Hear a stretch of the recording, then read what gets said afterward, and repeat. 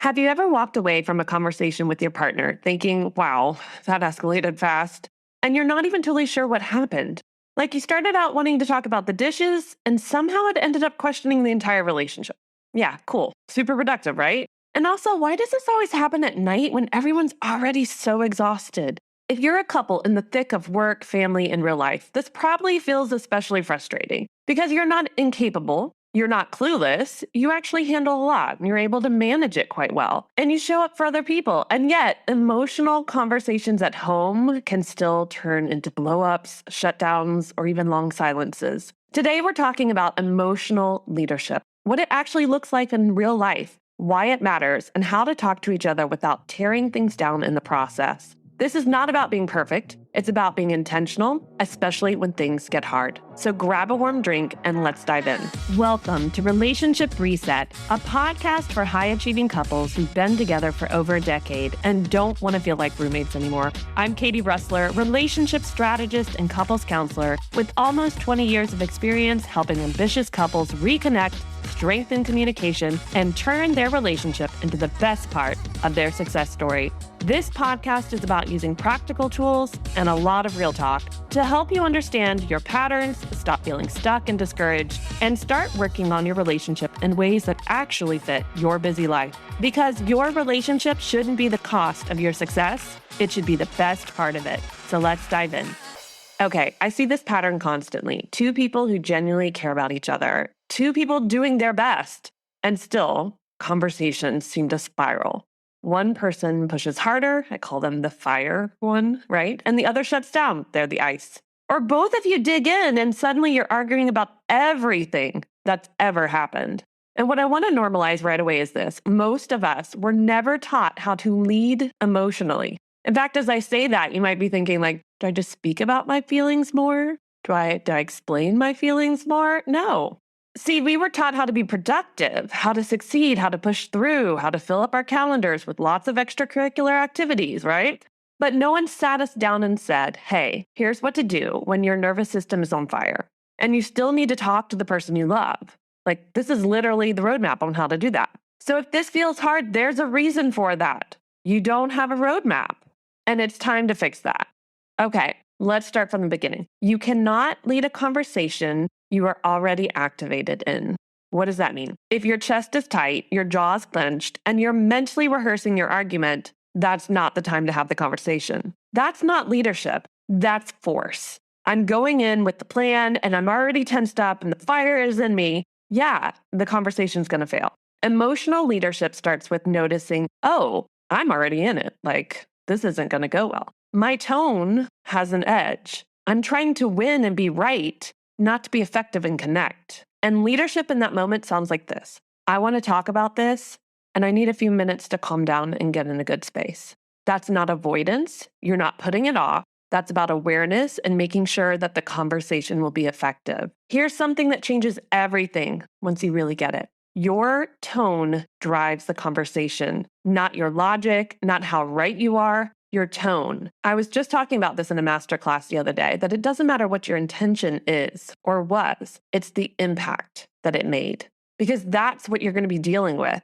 You may have thought you were saying the right things, but if your tone was in such a way that your partner receives it as attacking, belittling, contempt, even if you thought you were watching your tone, I've got a lot of clients who are like, I've really tried to watch my tone. And I'm like, I can even hear it. I can hear the contempt you have towards your partner. It's going to make the conversation even more challenging, okay? So again, it's not your logic. It's not how right you are in what you're saying. It's your tone. You can say the exact same words in two different tones and get completely different outcomes. Hey, I feel like we need to talk. Hey, we need to talk, right? It can sound like an invitation or a threat, depending on your tone. If you're a couple in the thick of work, family, and real life, chances are your tone is sharper than you realize because you're tired. You're not trying to be mean. You're at your wit's end. Your tolerance is low. Emotional leadership means softening the entry point, the starting off, so that the conversation even has a chance. And that means being aware, getting in a good space, and watching your tone. And here's the next step on that map.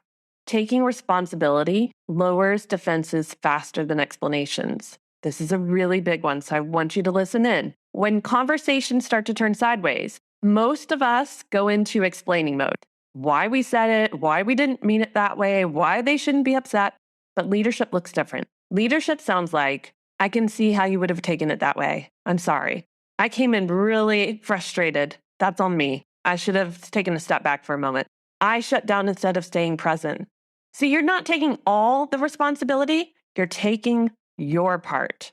Emotional leadership is grounded in self responsibility, in our ability to take ownership for our part of what's going on, even if it is in reflection of or in response to how our partner spoke to us. You don't need to give that explanation. Well, if you hadn't said it this way, I wouldn't have said that. No, just take ownership for what you said. Here's the example I give couples when they're like wrestling with this concept. I will say, okay, let's use an example of like the dishes. The dishes haven't been done again for the second day in a row. They're still in the sink. When one partner brings it up to the other, hey, the dishes are still in the sink, that partner can either completely get into defensive mode and explain all the things that they did instead so that you understand why the dishes weren't done, or they can say, you're right, I didn't do the dishes today, and not need to waste the energy explaining why.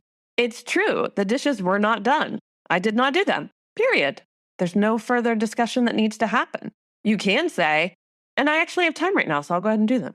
Or, hey, can you help me get them done? There's no fight when you take that ownership. Now, your partner may continue, well, why does it keep happening that way? And then you can say, do you really want to know why? Because it'll sound like I'm being defensive. But here's the surprising thing couples don't realize till they start putting it into practice. Responsibility calms the room way faster than defending yourself ever will. I'm going to say that again. Responsibility, so taking that responsibility, calms the room faster than defending yourself ever will. I have yet to see a conversation improve because the person defended themselves. I have absolutely seen a conversation improve the moment somebody goes, you're right, I did do that.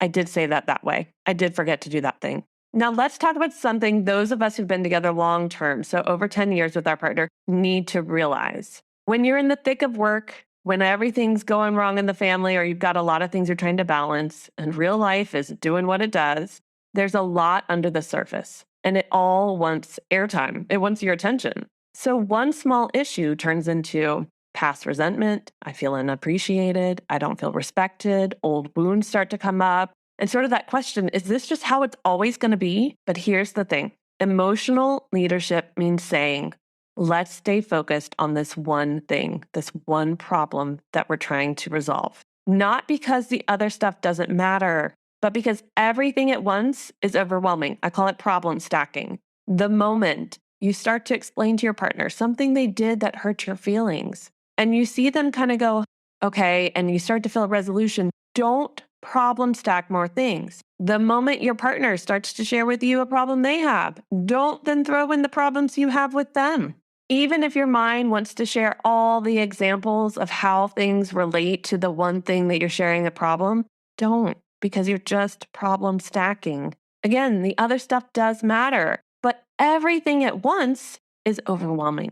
Contained conversations feel safer. An emotional leader says, even though I can think of 10 other things right now I want to bring up and share with you that are a problem, I'm going to focus on this one thing because I don't want to overwhelm either of us. And I want this conversation to effectively resolve, not keep going. And there's something about having that container that feels safe in which we start to feel like we can be more honest. So foster that. Have boundaries around that. See, healthy couples repair faster, not necessarily smoother. And that's really important to notice. We often think, healthy and great couples never argue, they never mess up, they're always on each other's side, supporting each other.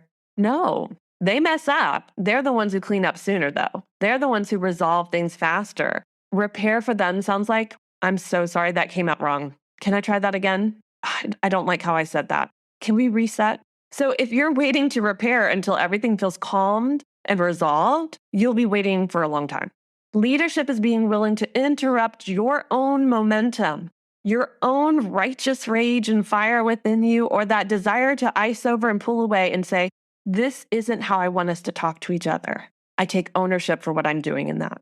Okay, so here are 3 things you can try immediately. When you feel yourself getting worked up, right? When you feel like I'm going in for the battle, take a 3-breath reset. The first breath, you're releasing everything up into that moment. I got to let all this go. The second breath, you're imagining roots going into the ground. I am here. I am present. I am not spinning out. I'm not spiraling in my mind. And the third deep breath is opening up your mind to maybe there's some clarity there and some realizations you need to have in this conversation, not that you need them to have. So that's a simple technique that you can do with purpose, right? With intention. Each breath has a specific thing that you're focusing on. The next tip I want to give you is name the goal that you have for the conversation. My goal here is for us to connect more because I feel like we're disconnecting, right? I'm not here to win. I want us to both be on the same page. So set your intentions and your goal in the beginning. Say it out loud. And the third tip, as you work on being able to repair more throughout a conversation, make sure you end the conversation with a repair. Even if it was messy, even if it's like not fully resolved, thank you for talking with me. I know this is hard. I know it's we haven't figured it out yet, but thank you for taking the time. I know I matter to you. You matter to me, right? It builds safety over time when we do that, especially for couples who are in the thick of it. We need to intentionally acknowledge when we see our partner showing up because we often point out when they're not. So this week, I want you to practice emotional leadership in your relationship. And you might even just say, okay, I'm going to just do it for this one conversation this week. Like we're having a difficult conversation. I'm going to practice the tools Katie gave me and just see how it goes. Pause if either of you gets overwhelmed. Stay on one topic. End with some form of repair or appreciation. You're not aiming for it to be perfect. You will make mistakes. In fact, good, because that helps you have even more awareness, right? When we make a mistake, we're like, I want to change that next time. Oh, I got to improve that next time. Oh, I want to work on that, right? We want to start being more intentional in our conversations because that's emotional leadership. Okay, as we wrap up, I just want to remind you, emotional leadership is not about being calm all the time. It's about being more intentional more often, getting out of autopilot in how we respond, especially when life is full, especially when you're tired, and especially when you really care and you're trying to make things better in your relationship. And if you want support learning how to do this together, I invite you to book a relationship game plan call with me. We're going to look at what's actually happening in your communication. What are those patterns that are occurring? What needs to shift so it feels less exhausting and way more connecting? You don't need to tear each other down to be heard. You just need better tools to be able to communicate effectively. Okay, dear listener, I'll see you next week. Before you go, I want to leave you with this. The effort you put into your relationship is one of the most important investments you'll ever make. How you communicate and grow together shapes your home, your leadership, and the example you set for the people around you. Relationship work is truly legacy work, and it quietly impacts more lives than we often realize. If this episode resonated, consider sharing it with someone you care about, a partner, a friend, or another couple who's building a full life and want their relationship to be the best part of it too. And if you're enjoying these conversations, make sure to follow or subscribe to Relationship Reset. Leaving a rating or review also helps this message reach more couples who are ready to grow with intention. I'll see you next week.